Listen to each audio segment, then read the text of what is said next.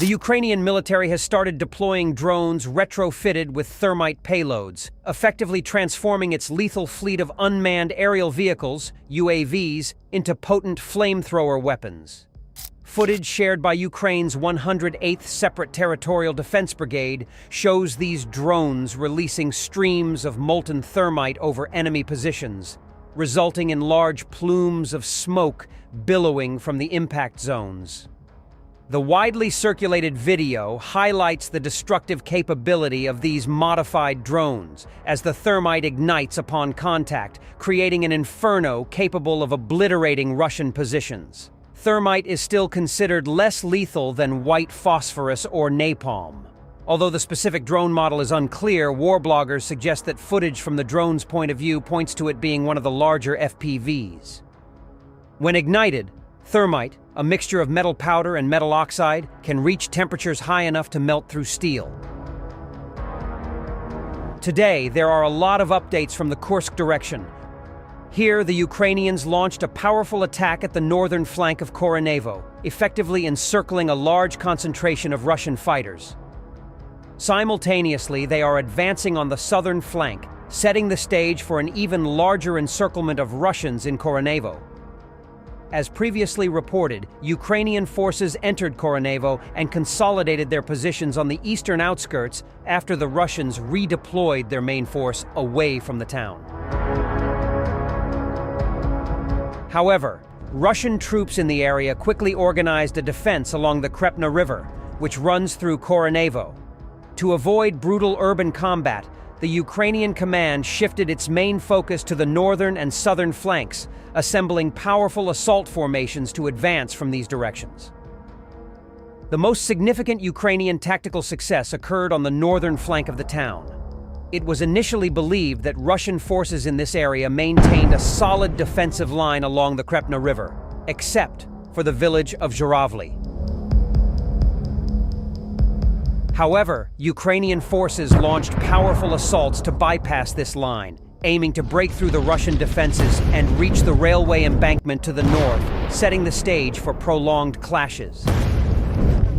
The Russian forces defending the line at Kremyanoye and Durovka suffered from poor coordination due to ineffective communication and the inability to adapt to Ukrainian advances. With a limited number of troops in the region, the Russian command struggled to deploy and cover all gaps in their defenses against the Ukrainian push.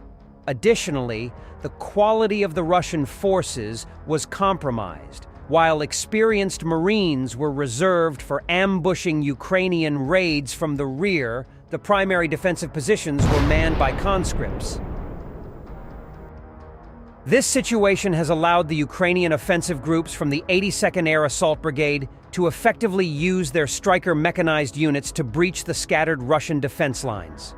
As a result, the Ukrainian forces have reached the railway embankment northeast of Korenevo, successfully bypassing the Russian defenses. The Russian command's failure to deploy sufficient troops along the defensive line allowed Ukrainian forces to exploit these gaps and launch attacks from behind. This situation left the Russian forces with all escape routes under the control of Ukrainian assault groups. An updated map provided by Ukrainian Commander-in-Chief Syrskyi indicated that the Russians still control the towns of Kremyanoye and Durovka. This means that Ukrainian forces now hold positions all around them, effectively placing the Russian troops in a state of complete encirclement. To leverage their newly gained territories for further assaults north of the town, Ukrainian forces will focus on eliminating the pocket of encircled Russian troops. While the encirclement almost guarantees the elimination of these forces, it will extend the clashes, as the Russians have no option for withdrawal. Consequently, the encircled Russian troops are likely to surrender once they exhaust their ammunition and are no longer able to continue the fight. The fall of the Durovka-Kremyanoye pocket would allow Ukrainian forces to advance on the northern part of Korenevo. Capturing this northern section would sever the Korenevo-Rilsk highway, completing the encirclement of the Russian garrison in the town and paving the way for its eventual takeover. Simultaneously, Ukrainian forces have continued their advance south of Korenevo.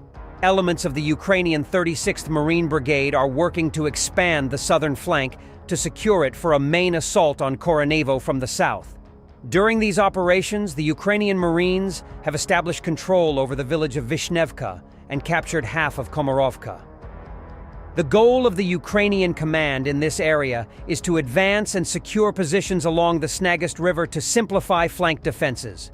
By achieving this, they would reduce the number of troops needed to guard the flanks, allowing a greater concentration of forces to intensify attacks south of Koronevo and bolster the main offensive.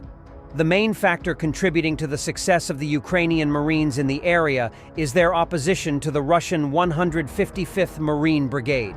This unit is notorious for one of the largest Russian failures during the Battle of Vuhledar, suffering such severe losses that it now primarily consists of newly mobilized personnel.